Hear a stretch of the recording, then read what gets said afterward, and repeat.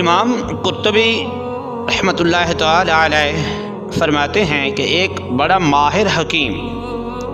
جو کہ نصرانی تھا، حضرت امام زین العابدین رضی اللہ تعالی عنہ سے آ کے عرض کی کہ تمہارے قرآن میں طب کے بارے میں کچھ بھی نہیں، حالانکہ علم کی دو قسمیں ہیں، علم ادیان اور علم ابدان، یعنی دین کا علم اور بدن کا علم۔ تو حضرت امام زین العابدین رضی اللہ تعالی عنہ آپ نے فرمایا کہ ہمارے قرآن میں دونوں علم موجود ہیں، ابدان یعنی جسم کے علم کے حوالے سے اللہ کریم نے ارشاد فرمایا کلوا واشربوا ولا تسرفوا، کھاؤ پیو اور اسراف نہ کرو۔ تو حضرت محمد مصطفیٰ صلی اللہ علیہ وآلہ وسلم